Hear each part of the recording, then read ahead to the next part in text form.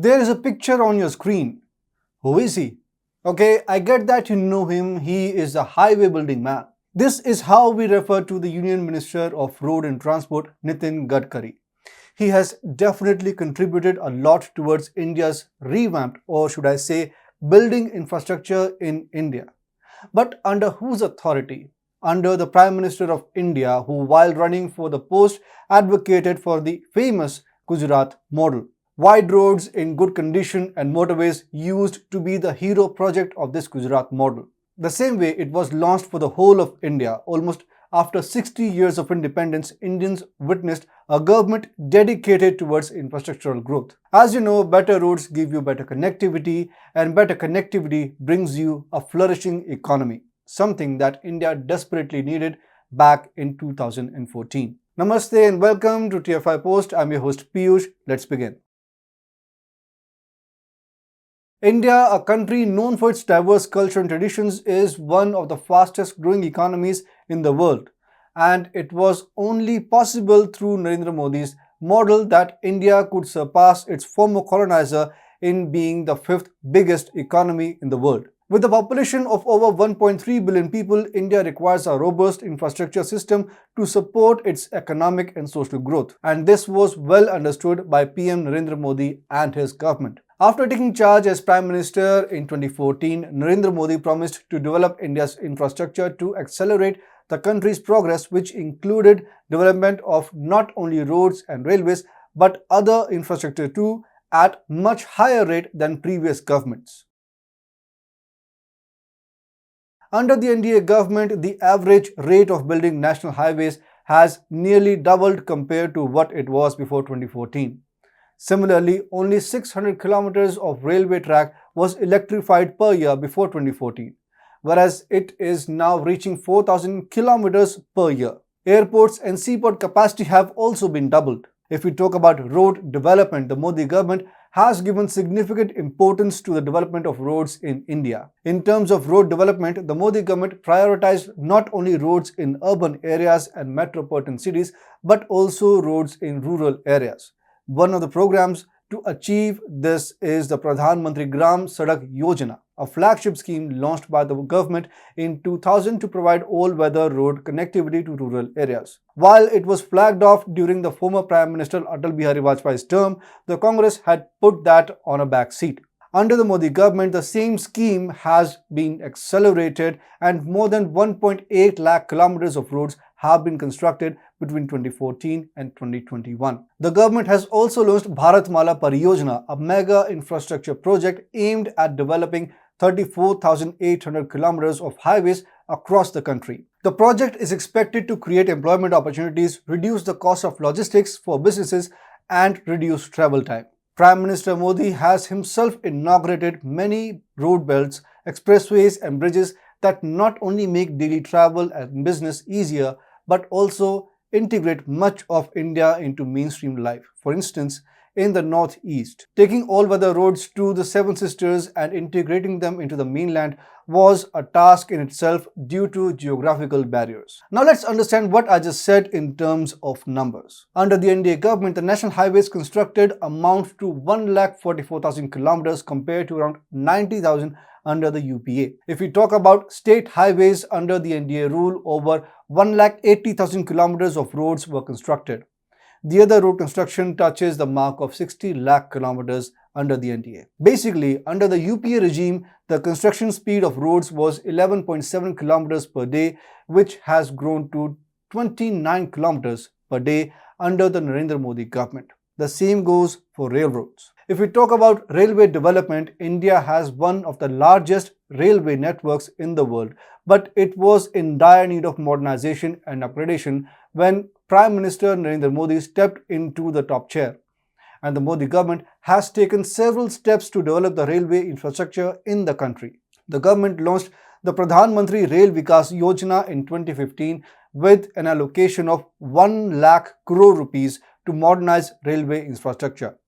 The government also launched several new trains, including Vande Bharat Express, a semi-high-speed train that runs between Delhi and Varanasi, and now on other routes too. The government also approved the construction of several new railway lines, including the bullet train project between Mumbai and Ahmedabad. Now here you would ask me again, has this also increased? I would say I told you this in the beginning of the video itself. And one more thing, under PM Modi's reign, railway freight capacity has increased from 1,058 metric tons, that was during the UPA, to 1,418 metric tons.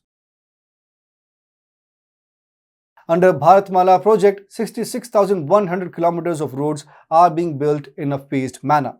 It has a special category called National Corridor Efficiency Improvement, under which 13,100 kilometers of roads are being constructed.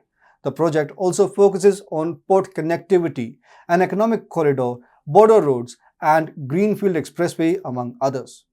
While Bharatmala is being used to increase efficiency of roads, Sagarmala is the name given to the Modi government's push towards the magic being imparted in the Indian waterways. Under Sagarmala, 7,517 kilometers of coastline and 14,500 kilometers of potentially navigable waterways are being modernized, mechanized, and computerized. The final aim of the project is to boost merchandise exports from India to $110 billion by 2025. The program has been quite successful by now, and PM Modi too pointed out that the average turnaround time for ships from Indian ports has been reduced to 26 hours from the earlier 44. In February of this year, PM Modi unveiled the country's largest choppers manufacturing facility in Tumkur district of Karnataka, thus taking the dream of Make in India forward. This indicates that India can meet its defense demands without importing anything by relying on itself. Now let's look at some numbers. Due to increase in the number of airports, the domestic air passenger movement has touched 4.45 lakhs. In the recent years, India has witnessed a double-digit compound annual growth rate of 14.5% in terms of domestic passenger traffic during the period 2014-15 to 2019-20.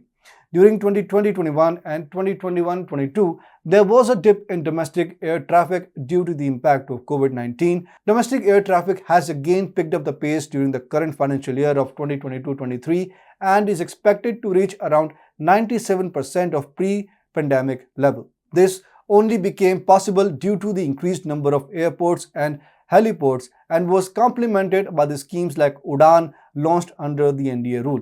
Further, the government is proactively supporting the aviation sector by providing a stable policy environment and incentivizing competition-led growth. To integrate various means of transportation under one umbrella, the Modi government launched the PM Gati Shakti National Master Plan in October 2021. Gati Shakti has subsumed 110 lakh crore rupees of national infrastructure pipeline. Moreover, the scheme envisages building 11 industrial corridors, 2 defense corridors, 200 new airports, heliports, water aerodomes, and 2 lakh kilometers of national highway. This massive infrastructure spending has borne fruit as well. The infrastructure development initiatives taken by the Modi government has had a significant impact on India's economy and society. The construction of new roads and highways has reduced the transportation cost of goods and services, benefiting businesses and consumers alike. The development of railway infrastructure has led to the modernization of the railway system, improving the safety and comfort of passengers. The development of the infrastructure has also created employment opportunities, especially in construction and transportation sectors. And to enhance all of these, the Modi government recently brought in the National Logistic Policy, which should have been introduced in the initial years of independence. But we have lost many years and at least 2 cycles of the demographic dividend advantage. The policy proposes the creation of integrated digital logistics systems. The single window system will integrate 30 systems belonging to 7 different ministries, namely road transport, railways, customs, aviation, foreign trade, and commerce. Now you can guess the impact it's going to make. What you just heard was not an easy process, but Narendra Modi and the Union government have resolved to stick to the mantra of minimal government, maximum governance. Now all is not done yet. Often the states being governed by opposition parties become a hurdle in imparting development, be it CM Mamata Banerjee from West Bengal or CM Naveen Patnaik from Odisha. At many places, the funds allocated by the centre remain unused, while at others, the state governments are busy running their own schemes with no attention paid to the central schemes. Also, be it the construction of roads, highways, or railways, all have faced several challenges, including delays in land acquisition and environmental clearances. But the Modi government is wholeheartedly pursuing its vision of establishing India as a Vishwa Guru, and we can expect to witness a remarkable transformation in the country's infrastructure and connectivity in the coming decade. Despite facing challenges and obstacles, the Modi government remains determined to achieve this ambitious goal, which will undoubtedly elevate India's status on the world stage. With concerted efforts and strategic planning, India is well on its way to becoming a shining example of progress and development for the rest of the world to emulate.